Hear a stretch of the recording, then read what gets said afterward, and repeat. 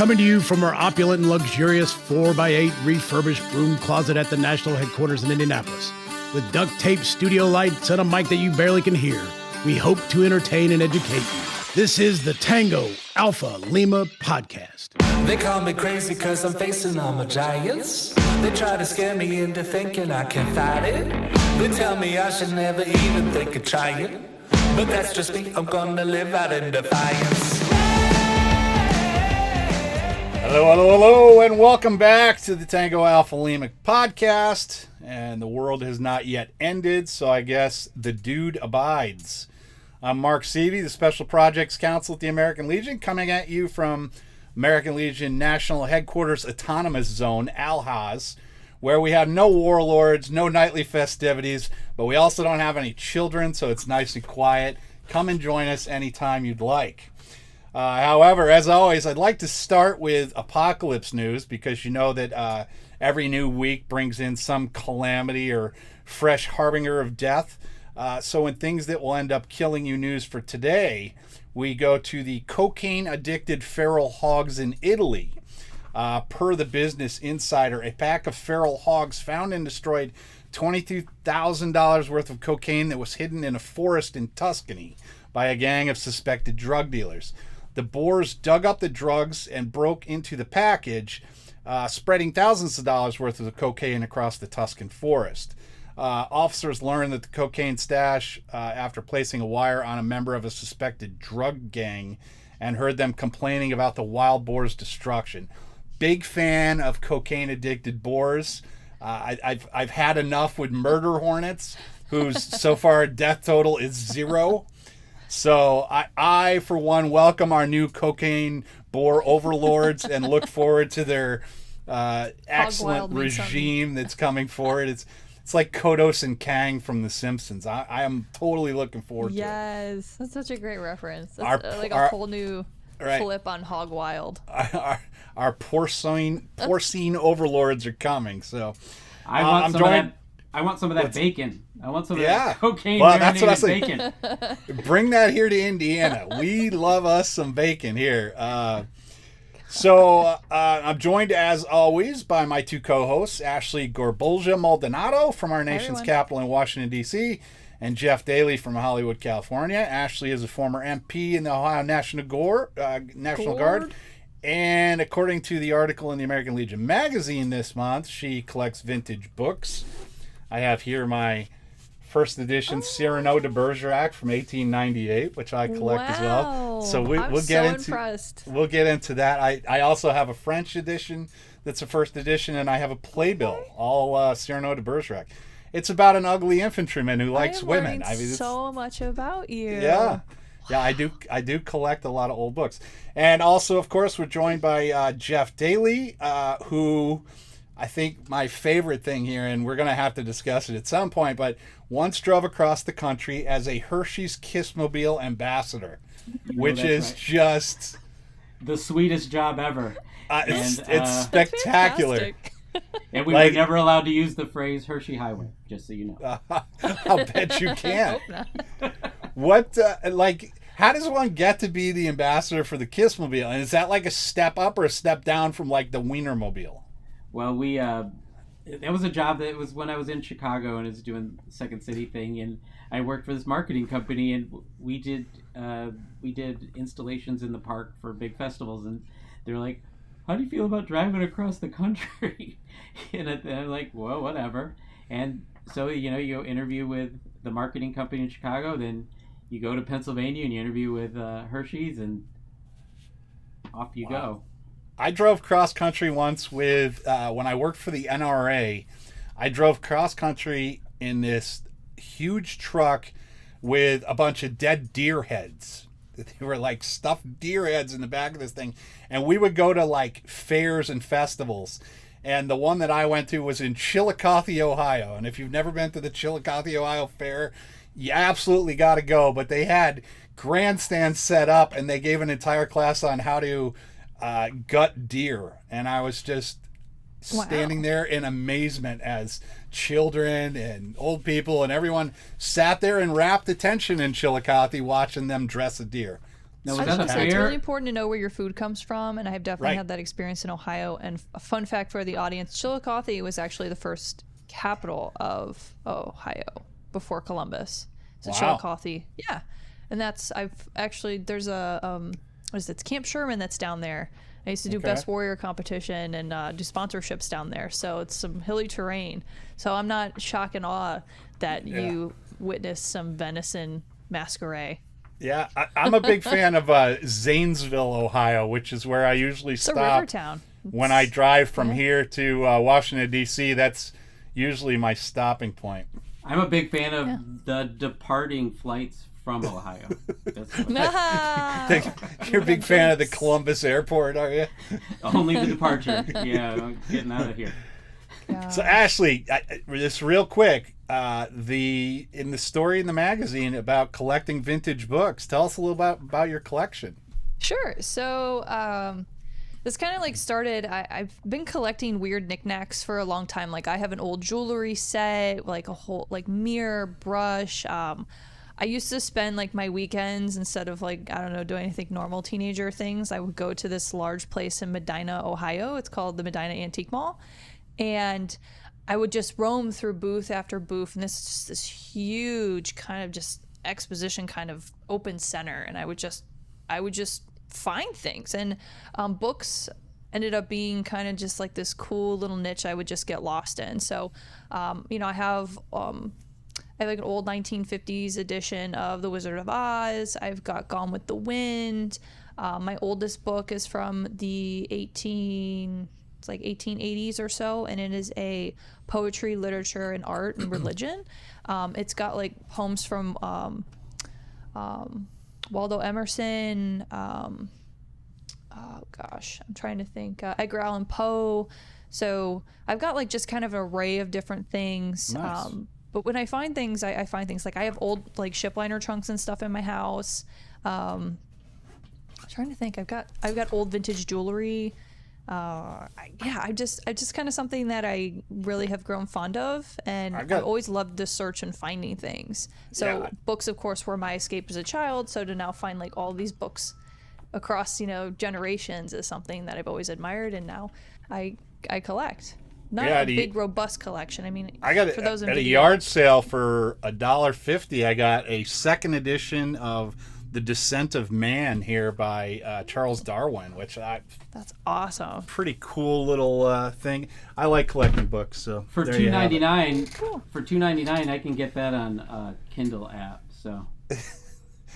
Yeah, I think you've missed the point, but that's okay. We're here for you. I know I missed the point because I played outside and avoided hoarding. Right. You know what? I played outside too. I used to make forts. I used to play in the creek. I used to do all kinds of fun stuff. My parents used to be like, "Come back at sunset." Okay? You weren't buying jewelry in Medina, Ohio, Jeff. You were out. Oh, no. Doing normal things. All right. Well, we will start with Jeff. Obviously, our prediction last week about the protests and stuff seems to have borne out. They seem to have calmed down considerably. We've got a lot more people going to bed when they should, and a lot less burning and everything else. But we have been getting a lot about, people always going to say, what's the Legion's thing? What's the Legion's thing? What's the Legion? Well, they can stop waiting. Jeff, tell us about what the Legion response was. Well, you kind of stole my intro into that, because I am out there and I hear and I see the scuttlebutt. And for the probably 3 listeners who have nothing to do with the military, scuttlebutt is just rumors and chit-chat out there. And the thing that really stuck out to me was that people honestly believe, and there was a story about it, that veterans organizations, including the American Legion, have been silent during all of this. And so I started looking around, and I realized, first of all, we're a nonpartisan organization, and this thing has been hijacked by partisan politics. So it would kind of be against our mission to jump into that fray. But recently, on the Legion.org website, there was not one but 2 articles addressing race, and one was from the national commander himself, Bill Oxford, and part of his thing was, he said, the American Legion stands on principles and serves purpose worldwide that are violated when justice, freedom, and democracy are not applied equally, regardless of race, color, creed, or class. That comes from the national commander himself. So not only one, but there's two things. There's another article, it's a rather lengthy but good article about the history of the American Legion in terms of civil rights. We've talked about this before on here because Stevie knows history better. It's like he was living it. Yeah. That's how well he knows it. So you can tell from the gray and the beard I was living it.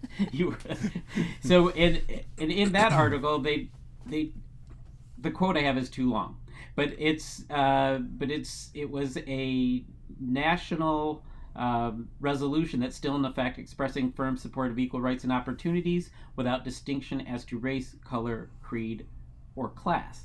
And so the American Legion was years ahead of their own internal civil rights and voting than the actual country of America. So to me, to say that the American Legion is silent is patently false.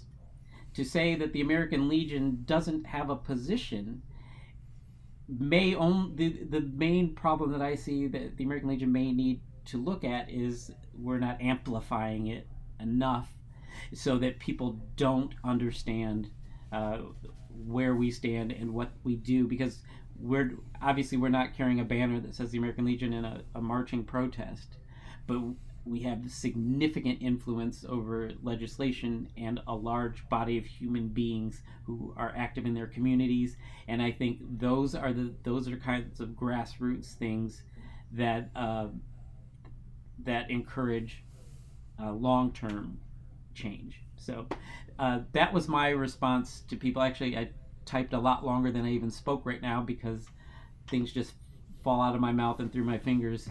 But I'm gonna stop there because I don't want to go on forever. And I'm also curious what you guys have been hearing out there. Ashley, we'll go to you first because I'll have more on that. Sure.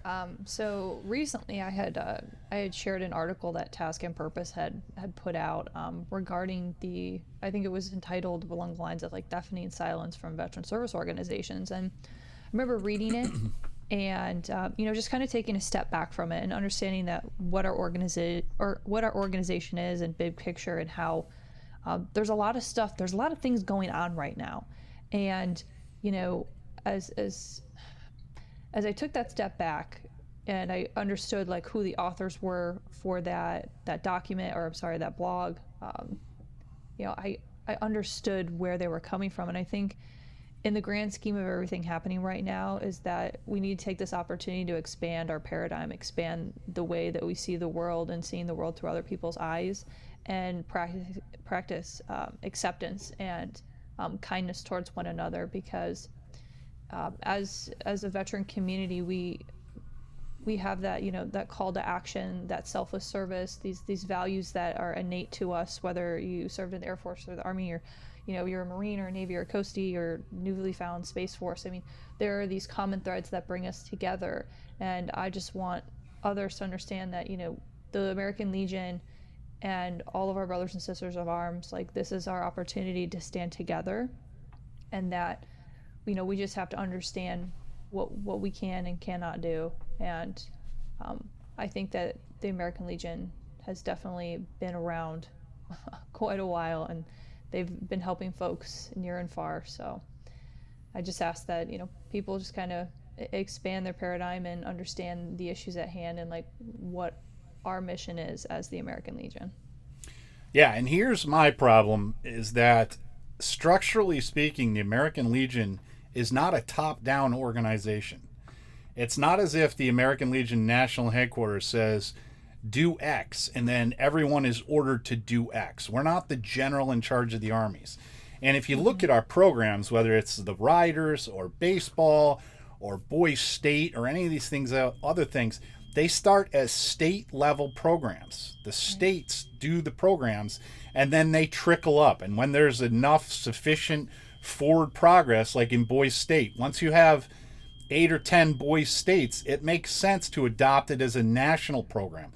But what we don't have at the American Legion is some sort of oligarchy where 4 or 5 employees are sitting around, going, what should we do now to take over the world?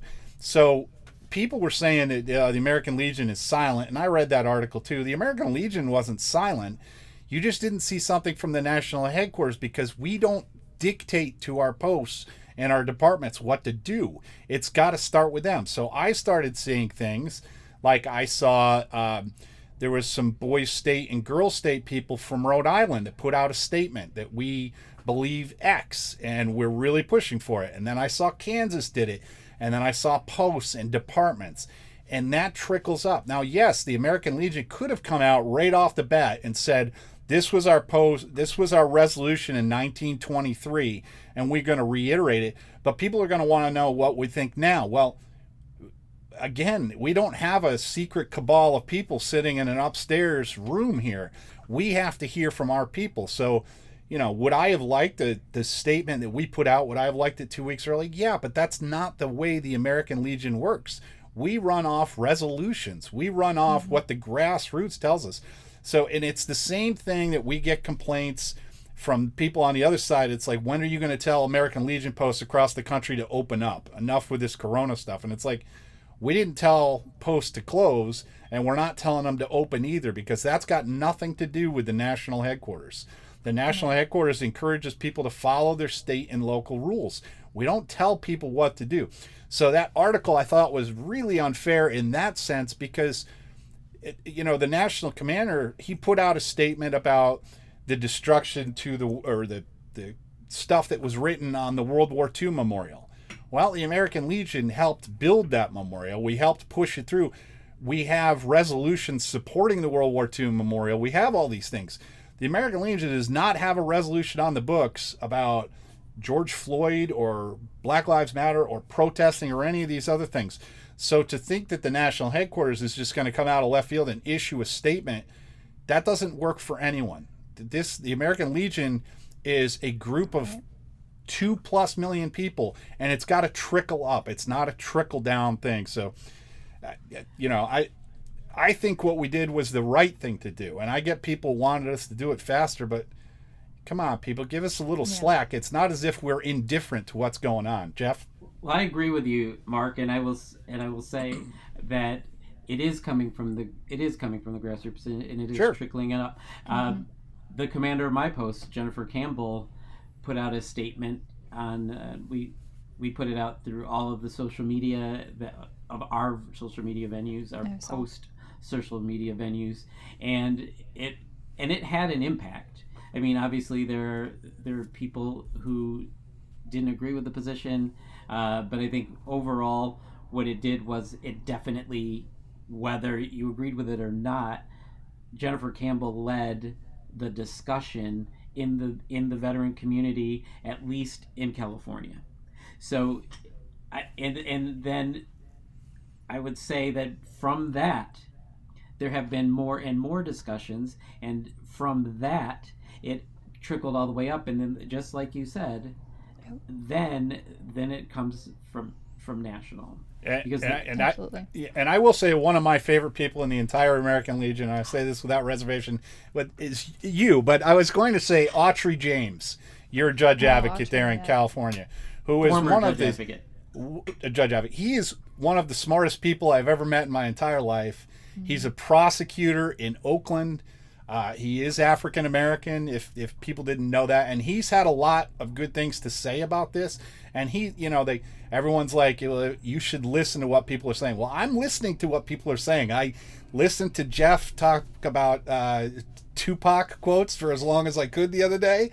I listened to what Autry James puts, and I think that that's exactly how the Legion is supposed to work. That people down at the local level or at the state level or whatever say these things, and it builds a head of steam.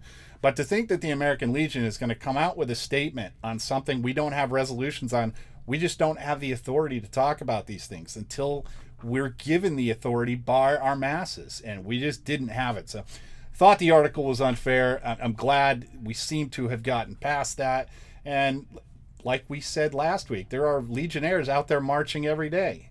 There are Legionnaires that are out there in uniform policing these things. And there are legionnaires out there in military uniforms that are taking their orders. There's no, we have to balance all of these things. And when Jeff said, any sort of movement like this is going to get co-opted into a political manner. The American Legion has to be incredibly careful where we wade into things. That what today's protests might mean one thing to one person, but if there's new protests that start up tomorrow, and there have been protests about when are we going to reopen the states, the American Legion is not going to wade into those things. It's not within our umbrella. So, but I think we're making the right moves. All right, we're going to take a quick break here to pay some of the bills. Did you know that you could cut a 5-pointed star in one snip? Betsy Ross did. Learn her secret and many other things you might not know about Old Glory in the American Legion's Bookazine, Indivisible, the Story of Our Flag. Available at legion.org/emblem sales. All right, break over. All right, we're going to go now for our second topic to a story that we actually had talked about a little bit last time, and that's the renaming of bases. And we're talking largely about Fort Bragg, Fort Benning. It's apparently only Army bases. Bragg, Benning, Hood, Fort A.P. Hill. I can't even think of what the names of.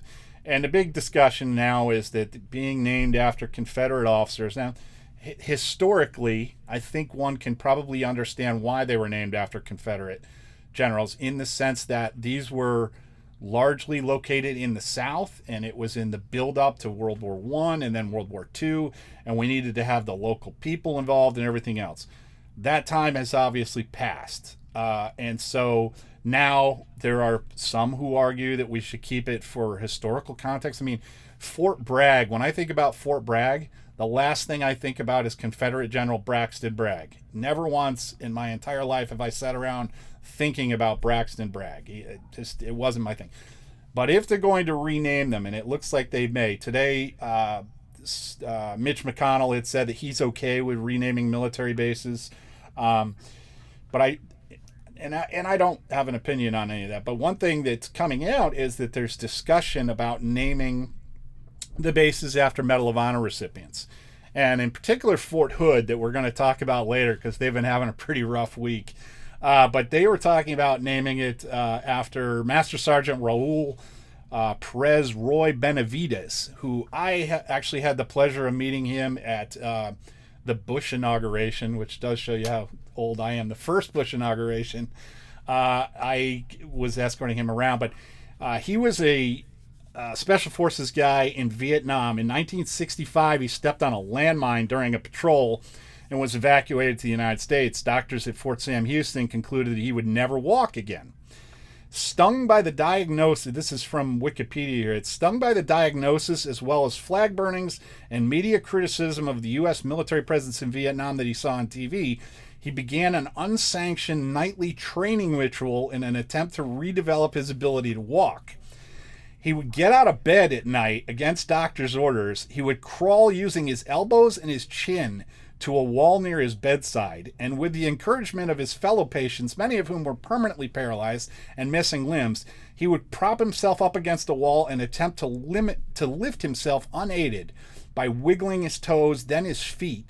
It took him months and months and months, but after over a year of hospitalization, he walked out of the hospital in 1966. Now, he received the Medal of Honor for things that happened in 1968. So it was years after that. And you're just going to have to go and read about what this guy did in Vietnam. He's one. The other one that I've heard is that Fort Bragg may be named after Alwyn Cashe. If you don't know who Alwyn Cashe is, he was a African-American guy who served in the Iraq War, and his vehicle got hit. He was thrown out of the vehicle, but he was entirely covered in petroleum gas, and the vehicle was on fire, and there were men inside it, covered in gasoline. He went back in there and started rescuing people. Obviously, he caught on fire. All of his clothes burned off except for his helmet and his body armor, and he was still pulling out people out of this flaming wreckage while he was on fire. And he passed away several years later.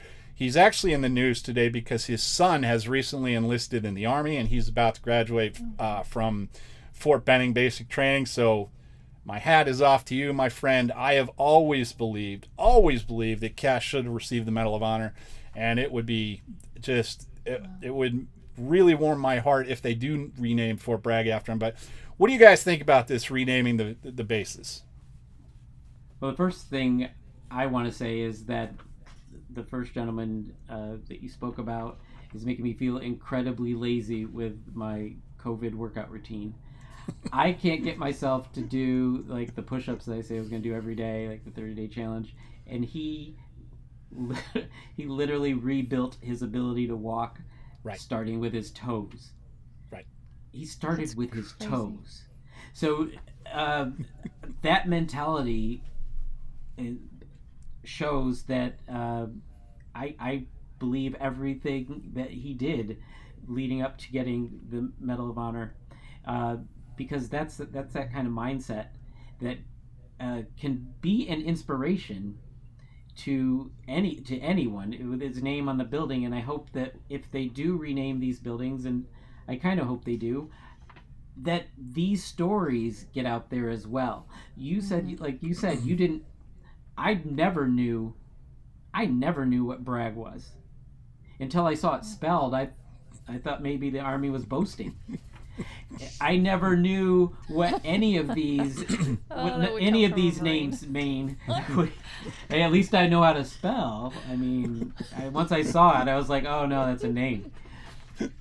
So if all of these, it's the stories, and it's the chance to inspire. When a university renames a library, or something else, if it's not just because of money, which a lot of times it is, if it's because of, it's a contribution that somebody has made to society. And I really hope that these stories get out there, and maybe I'll have to write a resolution since it has to come from the grassroots.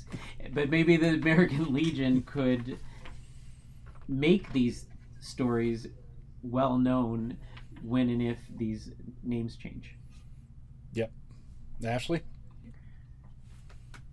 Yeah, it wasn't until it was like brought to my attention that I actually went and I like Google searched like, the origins of name of, and I was like, oh wow, okay, interesting. I know just with all the conversations, I think it's really important that if we are going to redo this, that we do it right and we find people that just exemplify extraordinary like character and who have put on our nation's cloth. I think it's just so important. And I know that I just recently shared that there's definitely an opportunity potentially to name one of these installations after a woman veteran, because that is not a thing. So I had just actually shared an article about like just different recommendations, and one of them was Harriet Tubman, Army Scout and Spy. Like that'd be pretty cool, right? Or Edith Norris Rogers, she's the mother of the WAC. Like, or Lori Pastoia. I apologize if I didn't say that correctly, but she was the first. Piestewa? Did I say that right? Oh, awesome. Yeah. She was the first Native American woman to die in combat, and she served as an inspiration to her fellow soldiers. And I've actually run some interesting stories with two other women who were prisoners of war when that same incident had happened. It's crazy. That was during the I can't remember the girl from West Virginia that got captured, Jessica Lynch. Piestewa was her best friend, and I know that we have a Legion post named after her, I think in Illinois, if memory serves. But absolutely agree. So there's some really cool options out there, and I think it really can come back to how do we optimize this and showcase these American heroes who have gone above and beyond, who may have not gotten the same opportunities historically than others, So I think it's pretty neat. Yeah, and Jeff, you were talking about, when Benavidez was, started out working with his feet. When I did the Boston Marathon last year, there was a gentleman walking with us that was a double amputee. And so he had two prosthetic feet, and he was carrying about 50 pounds. and someone took a picture of him and put it up as a meme, and it's like, whatever your excuse is invalid. And that was exactly right, that guy struggled. I mean, it's not easy to walk 26.2 with a heavy backpack in the first place. This dude did it with no feet. But on a second note, if there is ever a fort named after Sal Junta, Clint Romachet, or David Bellavia, those are going to be the places to go. I'll just leave it at that, because those are my 3 favorite people. And if Sal Junta is at the naming of his base, oh boy, bring lots of recovery medicine, if you will. Maybe some Pedialyte. But I was about to say Pedialyte. That's you're gonna need it. Fix-all. I still keep Pedialyte around in my cabinets and in my fridge. Sal Junta is he's a legend on the battlefield and off. He's just great. All right, so number 3, Ashley, we're going to go to you, talking about video games, something you know quite a bit about. I know quite a bit about this topic, and I am not a connoisseur of video games. So, fun stuff. So the U.S. Army is paying real-life, Green Beret to play video games. Okay, so this whole article is fabulous, but I just want others to know that this is a huge marketing campaign that is being pushed out of Kentucky. And I'm shocked and awe because my husband actually plays video games for the National Guard, ladies and gentlemen. So the studio that I am sitting at right now, for those that are watching this video, is compliments of trying to get onto streaming and Twitch and finding games and this microphone. Like, all these things are just, even this chair, like, let's be real, okay? The video games is a huge marketing tool to connect with younger generations, and just it's a unique way to connect with people. The video game industry is rapidly growing. I mean, there's so many components to it, and I mean, so much money. My husband has explained this to me, and he would actually, like, I'm surprised, like, if he were here and if he wasn't on duty, he probably would, like, poke his head out through the video and be like, let me tell you about the National Guard, let me tell you about my video games, like. But he loves it, and it's funny because there are so many soldiers, airmen, Marines. There's so many people that connect constantly through video games, and even through COVID, video games have been a way for people to still interact with one another. So what's really cool about this is they're trying to, through a slew of video games. Okay, it's not just like first person shooter games. It's not just like Call of Duty, but there are other games out there that people are playing together, and it's very subtle. They'll have like their own Twitch page. They will also promote through Facebook. There's now a gaming option on Facebook, ladies and gentlemen. Yeah. So they can now stream video games on Facebook for more views, for local reach. So for those that are like, oh, I really like this and that, what's nice about it is, well, I know at least when my husband does the commentary, is he talks about his experiences, and it's an opportunity for people to ask questions and just be very genuine. And my husband also being a recruiter, so hey, anyone in DC, no, I'm just kidding, plug, he'll be so happy. So not only is he a recruiter, but he also plays video games, so he takes the time to educate folks who are interested about what opportunities might be available to them. So it's a unique way, instead of just always showing up to a high school or showing up to just a recruiting fair and, passing out a flyer and say, join, right? But it's Jeff, neat. do you ever watch online video? Not at all? I never watch online video games. I'm playing one right now, actually, though. The current count for Ashley saying my husband, we're up to 7 in the story. So that's 8. That's my video game that I'm playing right now. I'm a little worried about this being a recruiting thing. And I know people are playing other games, but the article says that the focus of this thing, what the Green Beret gentleman is playing, is Call of Duty. Yeah. I hope these kids realize that you can't do crazy things and respawn or whatever you do. Yeah. Like, to get your life back. You kind of need to hone it in. And I believe that the military had, I think it was the Army, I think they had their own video game several years ago that they tried to make popular. Yeah, but they did. They as a recruiting tool. It was like I totally remember what you're talking about. But yeah, I think it was too realistic, so it wasn't fun. well, I would love the National Guard video game where you just kind of stand there in a line, you wait, and then you wait another 2 hours to go get your shots, so you can get through SRP. And then you have to go and talk to the JAG lawyer about your will when you don't really own anything.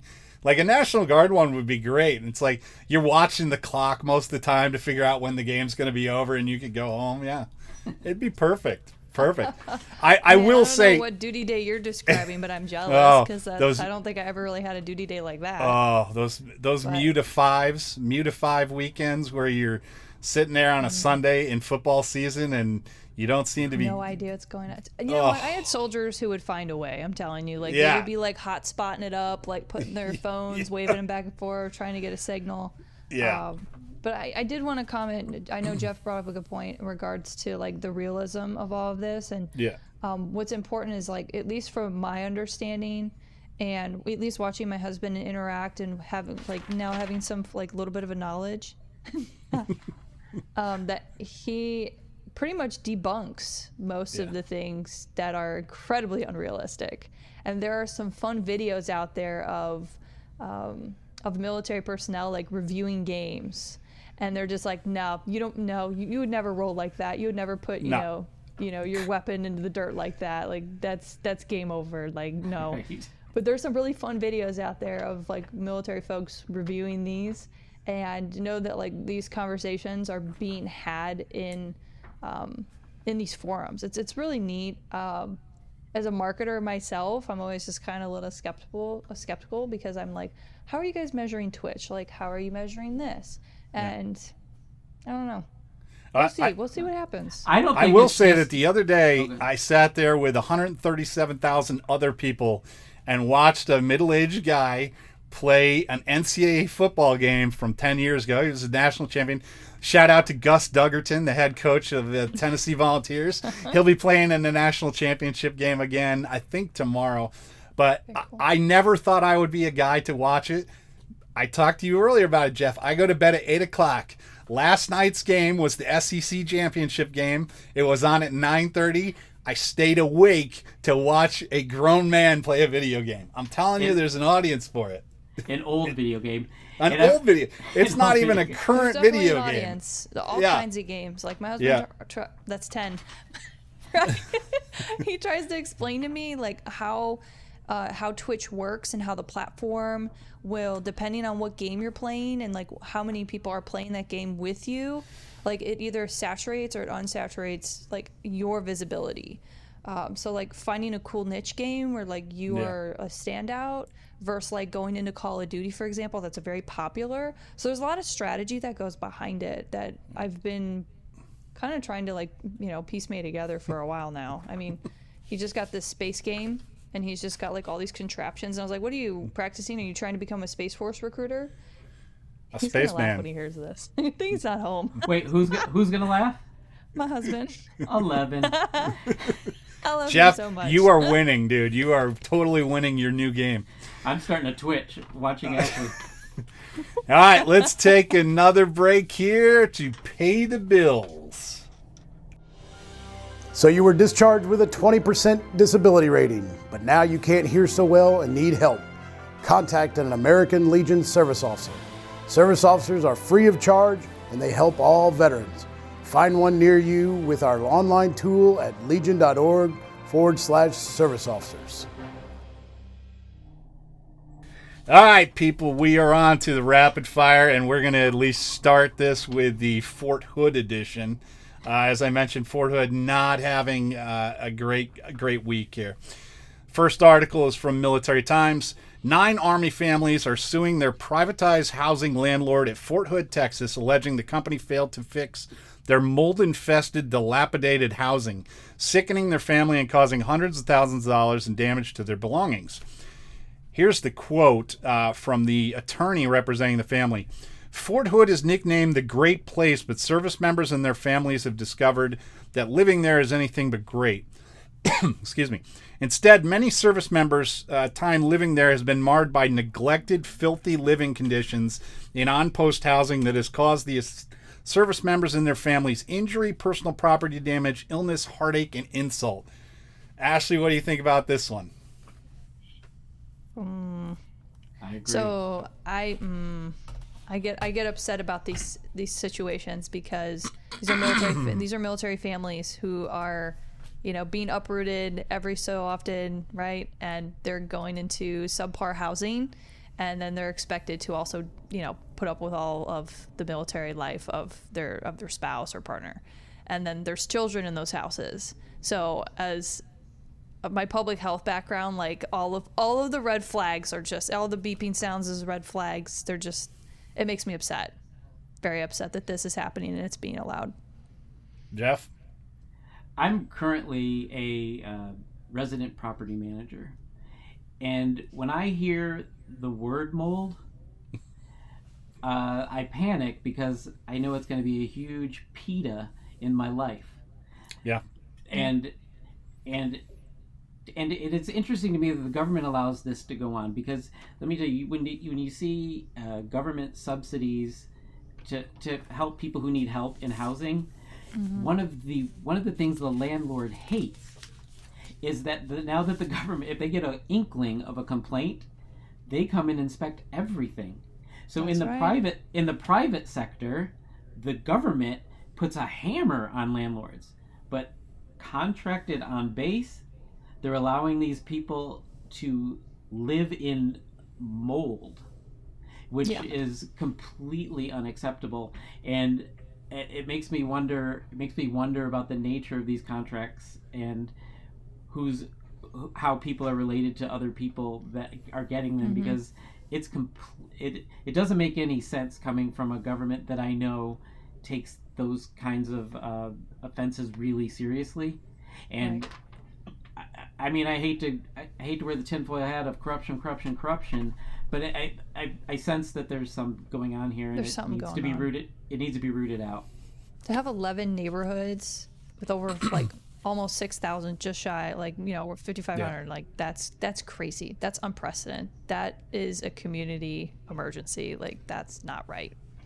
Well, just so we don't think that the problems at Fort Hood are limited to mold, we also have this story from KCEN TV. 14 people were arrested after a 2-day sex trafficking, pimp, and prostitution sting that was conducted by the Temple Police Department and Bell County Sheriff's Department on March 13th and 14th. 12 traffickers were arrested for agreeing to engage in a sexual act for fee. 6 of the 12 traffickers are active duty enlisted soldiers at Fort Hood. Let me tell you right now, there's a difference. Those 6 that are enlisted are going to have consequences that are swift and significant for the rest of their lives. They are not going to a jury of 12 that can be manipulated or anything. It's not going to be good for them, and it shouldn't be good for them. And I hope that the other 6 get what's coming to them and don't plead to some minor thing and basically you're back on the street in a too short of a time, because this is not just the victims of this. The victims of this are human beings, but there's another victim, and it's just humanity in general. The fact that humanity allows this decreases, and I think there's a finite amount of humanity out there. I know it's a vague topic. It's kind of out there, but it gets depleted when I read stuff like this, that people can do this to other people. Yeah. Then I just want to. I'm getting the knife hand on camera here right now because it's just that important to me, and I weep for humanity when I read this stuff, and I say that in 100% seriousness, that I really do. It's disheartening. Yeah. Imagine being a recruiter down there now, and you're like, you too can have a moldy house and prostitutes on every corner. Like, that is not what you want if the military is going to be a family occupation. But you're right. The 6 who are military are screwed forever now. Like they're just done. The other 6 will probably get a slap on the hand, but it's not going to affect them nearly as much. But if you're an active duty soldier, man, use your brain. Goodbye everything. Irrationality is what we refer to that as. Goodbye. Yeah, try to get your service connected for your mold now, because you're going to have a bad conduct discharge at the best. At best, no. They're going to do brig time, and they're going to get a dishonorable. And I mean, I'm no JAG or anything, but I can't see how they escape this without brig time and a dishonorable discharge. I don't see how it's possible. I don't know. That's just that'll just follow. You know what I mean? Yep. It's not great. All right. It makes me sad. On a good note, for those of you at Fort Hood and elsewhere in the U.S. Army, we've got a new physical fitness test coming up. But this story from, I think it was in Yahoo, but beginning October 1st, a modified version of the Army Combat Fitness Test will become the service's new fitness evaluation. But training challenges created by the coronavirus pandemic will mean that individual scores will not count against soldiers until 2022. Rather than delay the implementation of the fitness evaluation, the Army will instead replace the APFT on October 1st with the ACFT2. And I got to tell you about this one, because the ACF 2.0 consists of 6 events: the maximum deadlift, standing power throw, hand release push-ups, spring drag and carry, leg tuck, and the 2-mile run. I've never understood the Army's physical training points anyway. I don't know how many times in combat you're doing a power throw, a standing power throw. I don't know what any of these things mean. If it were me, I would stick to the old standby of, can you do 12 miles with a rucksack in under 3 hours? But what do you guys, I mean, if you're running 2 miles in combat, you're in a lot of trouble. Like 2 miles is a really long way to go. I'll start with this, because right before I was getting out, so I got out in November 2019, National Guard Army, right? So we had already started like training and practicing. Like I remember our lieutenants, like that was part of like the daily check off list kind of thing, right? And we were going through it. I mean, I had soldiers who couldn't pass the regular PT test. And I admittedly, like, I have definitely failed a PT test after my injury. It was miserable. It was the worst feeling trying to get back up on that and then be on profile. And so when I think about injuries, I think about, modifications.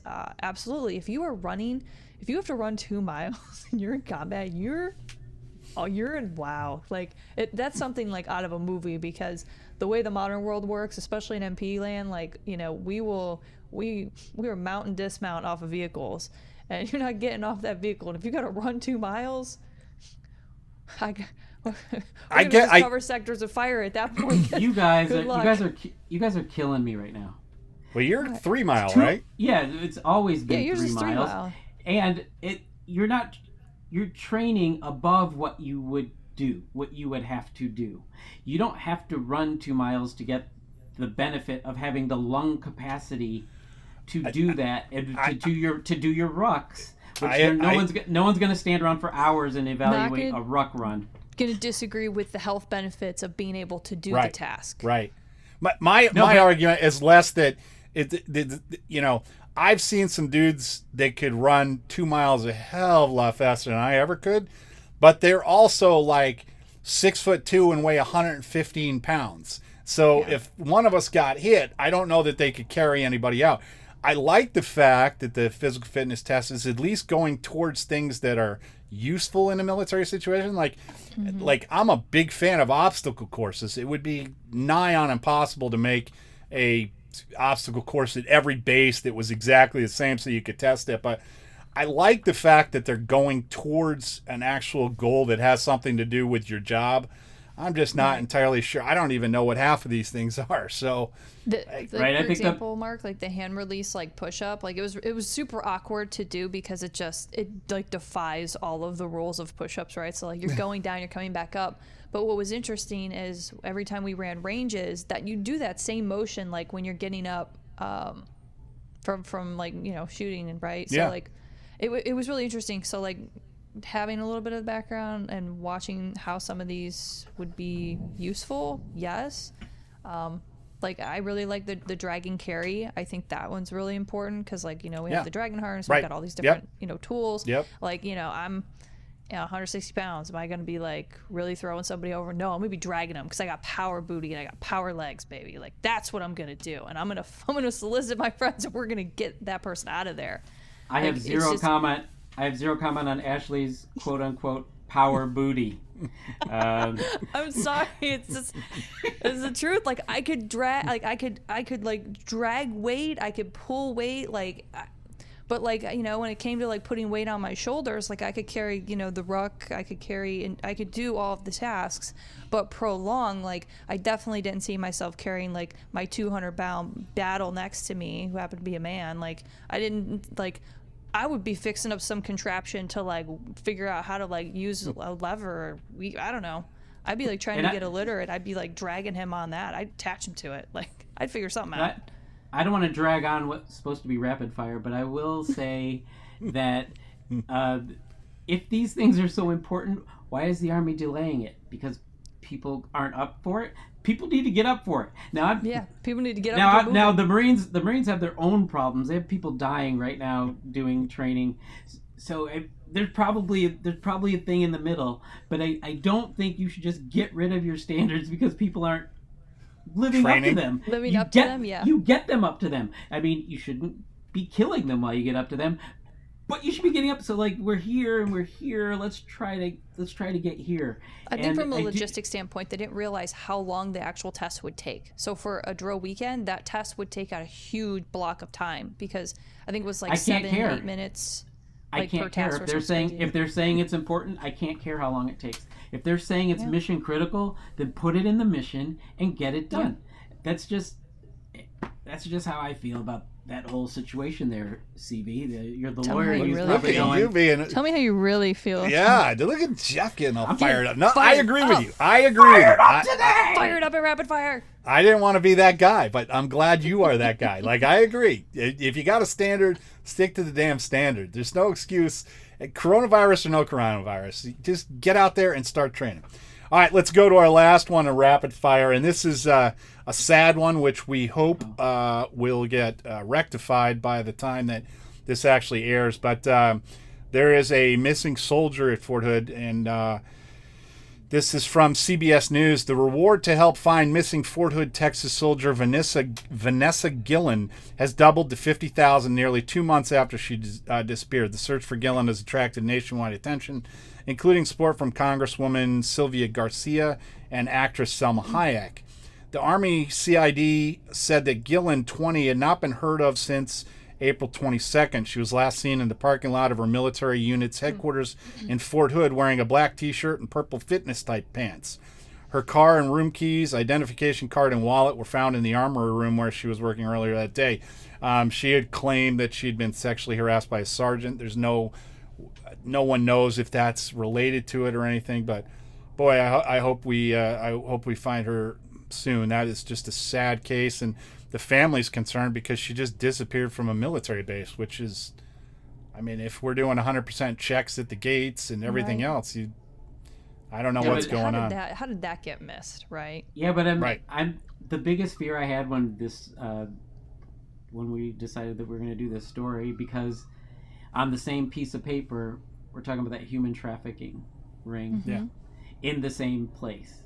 Yeah. And my biggest fear is that she's far away from that base, and I read another article where the family was asking that the FBI take over. I think the scope of this, with the other things that are happening in Fort Hood, the scope of this could be such a huge thing with a network of things, and Yeah. I think the resources of the FBI are probably more appropriate, and I hope that the egos of jurisdiction don't prevent that from happening. All right, well, we are running super long here, so Ashley, let's go to you for the shout-outs.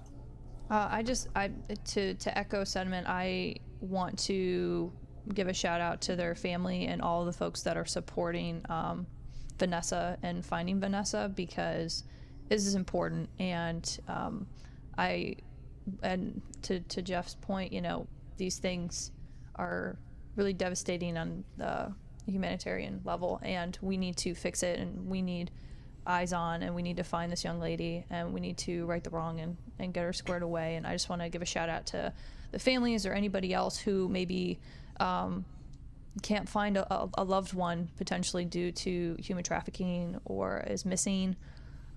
But take this time to call and check in, be there, check in on your battles. Yeah. Jeff, shout out. All right, and the theme of Jeff is all fired up today. I'm going to give my shout out to the Barstow, California Veterans Home. I don't know if either of you have heard about this. It was in the midst of budget cuts here in California, especially because of COVID. It was proposed to cut that funding for the Barstow Veterans Home, which is home to 200 senior veterans that would then all of a sudden be homeless without resources. And again, I'm using the knife hand because we're talking about cuts. And again, I'm using the knife hand because I'm so thankful that the legislature just chopped that provision out of the budget cuts. And I'm so thankful that the American Legion, including and especially the Riders, were very instrumental in bringing this story to the public. They did a ride there. They did a mass rider gathering. I don't know what you call that. There's probably an interesting, cool name for a rider gathering of more than so many. And if not, we need to make one up. So I'm super thankful that the outrage had a good outcome. And shout out to everybody who did that. And a shout out to those warriors who will now not have to struggle. Holly said, our producer Holly says she thinks it's called a romp. I would have gone with a moot, like the Ent moot in Lord of the Rings, just a gathering event. She's saying that's a real thing. The rider romp is a real thing. She's saying it's called a rider romp. I don't know. And my shout out today is to the men of the 75th Ranger Regiment. About 300 of them were notified by their leadership last week that they would be moving to another barracks for quarantine for 2 weeks for COVID. And when they got there, it turned out that they did not have a DFAC. They didn't have a chow hall set up for them. And they had posted pictures of what they were eating.